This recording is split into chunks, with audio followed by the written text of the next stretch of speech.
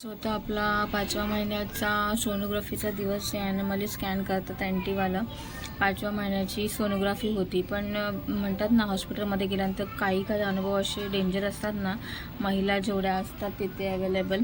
ते सगळ्यात मोठी घटना म्हणजे आज जी झाली ते म्हणजे तिसरं सिझेरियन आणि बाळाच्या आणि आईच्या जीवाला धोका. आणि ते पण हॉस्पिटलमध्ये होणार नव्हतं. ते ज्या हॉस्पिटलमध्ये त्या आल्या होत्या त्यांचं जे होणार होतं सिझेरियन पिशवीची जे तोंड असतं ते उघडं झालं होतं आणि खूप रिस्की होतं त्यांचं ते सिझेरियन तिसरं.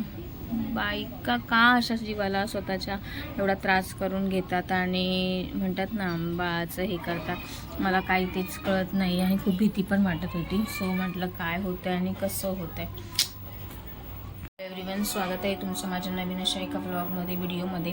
तर आज व्लॉगमध्ये रिसर असं असणार आहे की थोडंसं ना खूप डेंजर सिच्युएशन येते ज्यावेळेस आपण हॉस्पिटलमध्ये जातो, नवनवीन अनुभव घ्यायला मिळतात. आणि हे प्रॉपर हॉस्पिटल म्हणायला गेलं तर ना आपलं पूर्ण महिलांसाठी खास आहे ते, जिथे मी जाते. सो जिथे मी जाते तर खूप म्हणजे असे भयानक प्रसंग पाहायला मिळतात म्हणायला गेलं तर. त्यातलाच आजचा एक अनुभव म्हणजे आज माझी होती 5व्या महिन्याची ना सोनोग्राफी. सो माझी आज होती सोनोग्राफी. तर सोनोग्राफीसाठी बोलवली होती, लास्ट वीकमध्येच होती. बट ते म्हणतात ना ते हे करायचं होतं मला, जे पावडर देतात ना ग्लुकोजवाली, ती वाली सोनोग्राफी होती. तर ती वाली सोनोग्राफी होती. तर एक त्या दिवशी टाईम निघून गेला होता कारण की पूर्ण फाईलचं हे होतं. त्या दिवशी तर पूर्ण फाईल चेकअप केली होती की प्रिव्हियस जे बाळाचं हे होतं ते सगळ्या हिस्ट्री जी असते ती सगळी विचारून घेऊन, मिस्टरांचं नाव, आधार कार्ड, ते फॉर्म्स वगैरे आहेत ते सगळे फिलअप करायचे होते. त्याच्यामुळे पूर्ण सॅटर्डे माझं त्याच्यात गेला आणि ह्या शनिवारी मग मी त्यांना विचारलं, म्हटलं हे 3-4 टेस्ट पण आहेत, अल्ट्रासाऊंड आहे, माझं ॲनिमली आहे आणि 2 हे आहेत म्हणजे ब्लडचं पण होतं, CBC काउंटचं आणि लघवीचं पण होते. सो म्हटलं मी पुढच्या शनिवारी येऊन करू शकते कारण की 1 तारखेला सोनोग्राफीची तारीख दिली होती आणि हे सगळे रिपोर्ट त्याच दिवशी होणार होते. सो मी म्हटलं ठीक आहे. मग मी नेक्स्टला तिथे आज गेले होते. तर इतके भयानक अनुभव ना की 3 मुलं आहेत आणि 4थं पुन्हा काय करायचं आहे. त्यातली एक धक्कादायक गोष्ट म्हणजे अशी की तिसरं पण सिझेरियनच होतं. त्यात पिशवीचं तोंड ओपन झालेलं होतं आणि जीवाला धोका होता आणि त्यांना जे हॉस्पिटलमध्ये पाठवणार होते विथ ॲम्ब्युलन्स आणि सगळं. दुसरीची तर नॉर्मल डिलिव्हरी होणार होती आणि तीच स्वतः बिचारी फिरत होती, नातेवाईक कोण बरोबर नव्हतं आणि एकटीच खटाटोप करत होती. सो खूप ह्या गोष्टी ह्या असतात. टाईम पण खूप जातो, इतका वेळ जातो ना अक्षरशः. आणि प्रत्येकाचे हे खूप वेगवेगळे असतात. कोणाला खूप जास्त वेळ लागतो, कुठे काही कॉम्प्लिकेशन्स असतात, काही इमर्जन्सीज म्हणजे केसेस येतात जे ॲडमिट ऑलरेडी झालेले असतात, मग त्यांची सोनोग्राफी असते बाळांची. मग ते सगळं करण्यामध्ये मध्ये दुसरे पण पेशंट असतात की त्यांचं पोट दुखतं आहे किंवा त्यांना पण करायचे, तर ह्या सगळ्या गोष्टी होत असतात आणि आजचा दिवस पूर्ण त्याच्यामध्येच गेला. सो ही एक गोष्ट ही झाली. त्यानंतर 2दा मला ते 0 रिपोर्ट हे करावं लागलं.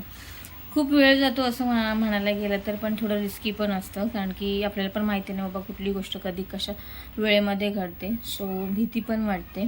पण ते ग्लुकोज पावडरचं जे असेल ना तो अनुभव सगळ्यात बेकार अनुभव म्हणायला गेलात तर. आणि हा 5व्या महिन्यामध्येच केला जातो. जे ग्लुकोजचं पावडर असते ना ती एका ग्लासामध्येच तुम्हाला ती पूर्ण पावडर ग्लुकोजची टाकून ती तुम्हाला प्यायचं आहे. 2 तास थांबायचं आहे आणि त्यानंतर मग तुमची ती बाकीचे रिपोर्ट होणार. मग ते झाल्यानंतर मग लघवीचा रिपोर्ट द्यायला गेलो. मग परत त्याने ते ब्लड हे केलं आणि तिथे कसं शिकाऊ पण असतात, तर कुणाचा हात कसा चांगला असेल तर काही वाटत नाही, वेदना होत नाहीत, कोणाच्या पटकन हे होतं. सो आता काय करणार, 9 महिने हेच करायचं आहे. खूप डेंजर अशी कंडिशन आणि त्यात हे असे पेशंट येतात. पावसाचा आवाज येतोय, पाऊस पडतोय, राहून त्याला आठवते पडायचं आहे म्हणून. ह्या वर्षीचा पाऊस तर मला कळतच नाही आहे. आणि तसं झाल्यानंतर मग आणखीन भीती पण वाटते, जीवाला धोका. आणि ह्याच्यामध्ये सिझेरियनमध्ये म्हणायला गेलं तर खूपच रिस्की असतं. माणसाला वाटतं की खूप हे आहे, काय नाही, आईतं येतं बाळ, जास्त त्रास होत नाही आहे. पण त्या सिझेरियनमध्ये ना जे ॲनेस्थेशियाचं ते इंजेक्शन देतात ना मणक्यामध्ये, खरंच माणूस ना आदू होऊन जातं त्याच्यामध्ये. काहीच सूद राहत नाही, शुद्ध नसते, काहीच नसते. म्हणजे इतकं डिफिकल्ट टास्क असतो कारण की निधवीच्या टायमाला मी तो अनुभव घेतला होता. आणि ही सेकंड प्रेग्नन्सी तर, आणि खूप वर्षानंतर पण आहे, तर म्हटले 7 वर्षानंतर. सो त्याच्यामुळे तो एक तर आणि आज जे डॉक्टर होते ना ते निर्वीरच्या सिझेरियनच्या टायमिंगला होते, जे आज ओपीडीला होते. आणि ओपीडीमध्ये पण प्रत्येक म्हणजे वजन, वेट, हाईट या सगळ्या गोष्टींना वेगळं, प्लस चेकअपसाठी आपला जो रेग्युलर चेकअप असतो तो वेगळा. त्याच्यानंतर मग त्या सिस्टरांकडे जायचं असतं, ते मग ते फाईल चेक करतात, म्हणजे खूप भरपूर. आणि ते झाल्यानंतर मग तुम्हाला काही दाखवायचं असेल किंवा काही रिपोर्ट हे करायचे असतील सरांना दाखवायला, मग तिकडे जायचं, मग ते सांगणार ते वेगळं, मग तिथे ते त्या काउंटरमध्ये जायचं की ह्या नंबरमधून त्या नंबर, त्या नंबरमधून त्या नंबर, असे सगळं हे फिरायचं असतं. आणि प्रत्येक ठिकाणी गर्दी असतेच असते. आणि आज तर शनिवार होता, तरी इतकं पूर्ण हॉस्पिटल भरलं होतं आणि व्हिडिओ तिथे ना काढू शकत नाही. त्याच्यामुळे म्हणायला गेलं तर आधीच 2 घटना तशा झालेल्याच आहेत. त्याच्यामुळे व्हिडिओ मोबाईल टाईमच मिळत नाही, फुरसतच मिळत नाही मोबाईल काढावा किंवा कोणाचा फोन आला तर उचलावा म्हणून. कारण की इकडून झालं का तिकडे, तिकडून झालं का त्या लाईनीमध्ये, आणि की काही पेपर राहिलेत का, काही चेकअप राहिलेत का, किंवा आणखीन काही गोष्टी पाहायच्या आहेत का, ह्या बघण्यातच जातो वेळ.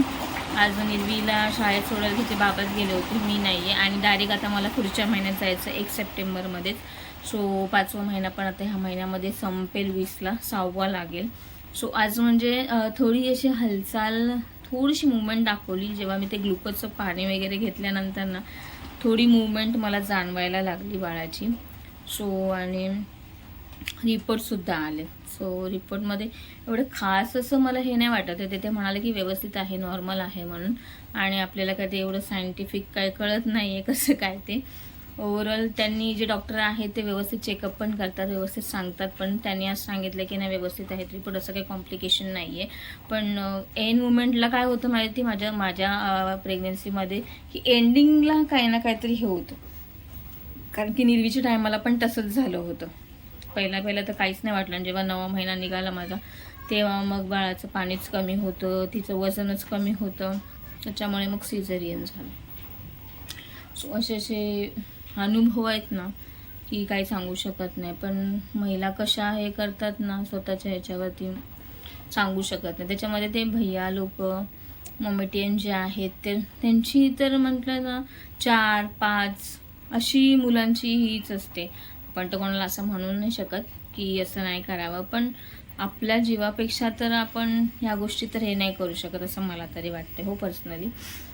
तर त्याच्यामुळे, आणि ती मुलं पण येतात कारण की घरी सांभाळायला कोण नसतं. म्हणजे किती मल्टीटास्किंग महिला आहेत की घरी सांभाळणारं कोण नसतं, मग त्यांना पण घेऊन येतात. त्यांची गर्दी, त्या मुलांची गर्दी, त्यात मग इमर्जन्सीजवाले आहेत, तिथे बसून देत नाहीत मुलांना, मग त्यांना बाहेर ठेवा, कोणाला तरी द्या, आणि आतमध्ये बॅग घेऊन जायला देत नाहीत. तुम्ही फक्त तुमची फाईल कॅरी करा, ते पण व्यवस्थित लावलेले आहेत का रिपोर्ट तुमचे, ते आहेत की नाही ते चेकअप करा. नसतील तर पुन्हा जा, त्या स्टेपल करा, त्याला हे करा, पंचिंग करून आणा, ते व्यवस्थित लाईनीत लावा, तरच, नाही तर नाही. आणखीन एक गोष्ट म्हणजे याच्यामध्ये ना निर्वीच्या टायमाला तर मला 5,000 मिळालं होते, 5,500. या टायमाला 6,700. तर मी ते श्रम कार्ड देखील काढून घेतलं. पण ते फॉर्म भरायला आमच्या इथे ज्या अंगणवाडीच्या मॅडम आहेत त्या रजेवर आहेत, त्यांची पण प्रेग्नेन्सी होती, सो त्या डिलिव्हरीसाठी गेलेल्या आहेत. तर तिकडे कोणच अवेलेबल नाही. आजचा दिवस पूर्ण गेला आणि त्या मॅडम निघून जातात लवकर. त्या मॅडम ज्या आहेत तिथल्या काही एक कामाचं नाही आहे. अजूनपर्यंत त्या माझ्या घरी होम व्हिजिट करायला आलेलं नाही आहे. सो अगोदरच्या ज्या होत्या त्या सगळ्या रिसर्च सांगायच्या किंवा त्यांना माहिती मिळायची दिगाच्या ह्याच्यामधून, पण अजूनपर्यंत त्या काय आलेलं नाही आहेत. तर मी नेक्स्ट सॅटर्डेला मे बी कधी मध्ये आधी सुट्टी पण असेल, जेव्हा आपल्याला हॉलिडे असतात तेव्हा गव्हर्नमेंट हॉलिडे पण असतात, त्याच्यामुळे तेव्हा वेळ मिळत नाही. आणि शनिवारी जायचं झालं तर हे असतं माझ्या पाठी, आणि हे मंथली चेकअपला जावंच लागतं. त्याच्यामुळे आता दिलेली आहे 1 तारीख, म्हणजे 1 तारीख आहे मंगळवारी, म्हणजे खाडा तर करू शकत नाही. बुधवार, गुरुवार, शुक्रवार 3 दिवस. मग 5 तारखेला शनिवारी जाणारच आहे, आणि जावंच लागणार आहे. तेव्हाच जाऊन मग पुढची, कारण की ती लोक तारीख देतात मग ते सोनोग्राफीची, तोपर्यंत मग असंच करता करता दिवस निघून जातो. त्याच्यामुळे एवढा टायमिंग होतो. आणि वाट पाहावी लागते खूप म्हणजे खूप. तरी पण मी आज एवढं धावपळ करत गेली ना, म्हणजे थोडं लॉजिक लावलं. म्हटलं इथून एवढा टाईम जातो इकडे, तर मी तिकडे जाऊन ते चेकअप करून येऊ शकते. आणि तिकडून तिकडे असं करत करत मी आज पूर्ण सगळेच चेकअप करून घेतले. फक्त रिपोर्ट जे आहेत ते इमर्जन्सीमध्येच आपल्याला मिळतात, नाहीतर रिपोर्ट मिळणार आहेत मंडेला. सो मंडेला पण येता येता बघावं लागेल की ते देत आहेत की नाही ते. नाहीतर मग पुन्हा ते मग स्टॅम्प घ्या, आजची डेट घ्या त्या ह्याच्यावरती, केस पेपरवरती. आणि सगळं हे जे आहे ते 0 ह्याच्यामध्येच होतं आहे. आपल्याला 1 रुपया पण भरायचा नसतो. गोळ्या औषधं जे काय तुम्हाला लागतील ते सगळं आपलं हॉस्पिटलमध्ये अवेलेबल असतं. आणि खास करून महिलांसाठीच आहे, गरोदर मातांसाठी. सो चांगल्या स्कीम पण आहेत, पण माणूस शेवटी ते फ्रस्ट्रेशनमध्ये होतंच काय ना काहीतरी. आणि खूप बर्डन असतं, कारण की रोजचं 200 ते 300 महिला रोजच्या चेकअपला आहेत. रोजचं येणं जाणं आहे, त्यांना सगळं ट्रीटमेंट देणं आहे, त्यांना बसणं आहे, त्यांच्या फायलिंग करणं आहे, खूप म्हणजे कष्ट आहेत असं. सो असा आजचा दिवस होता माझा फायनली, आणि तो गेला, पार पडला एकदम. आणि भूक तर भरपूर लागली होती, तर म्हटलं बघू हे झाल्यानंतर काहीतरी. माझ्याबरोबर हे पण थांबले होते, मग एकत्र चालू आम्ही. तेव्हा पण पाऊस पडत होता, मोबाईल काढायचा म्हटलं तर पूर्ण भिजून जाईल, तर म्हटलं जाऊ दे. सो असा हा मी अनुभव तुमच्याबरोबर शेअर केलेला आहे. खूप डेंजर, म्हणजे ती ऐकूनच इतकी भीती वाटत होती ना. व्हीलचेअरवरतीच बिचारी बसली होती, कारण की 9व्या महिन्यामध्ये तिला ते टायमिंग देणारच होते. सिझेरियन असल्या कारणाने कसं डेट दिली जाते, त्या डेटवरती येतात ते लोक, चेक करतात पहिला. व्यवस्थित होणार असेल तरच ते सांगतात, नाहीतर मग पुढची तारीख देऊन देतात किंवा दुसरं डॉक्टर किंवा हॉस्पिटल देतात. सो मग तसंच झालं त्यांचं. बिचारीला टेन्शन पण आले, 3 मुलं पण घरी. मग आणखीन खूप कठीण काळ. एक तर सिझेरियनचं ना जास्त रिस्क नाही घ्यावं बाबा, त्याच्यामुळे. तर भेटूया आपण नवीन ब्लॉगमध्ये, नवीन व्हिडिओमध्ये, कसं होते काय ते. ठीक आहे, बाय, टाटा.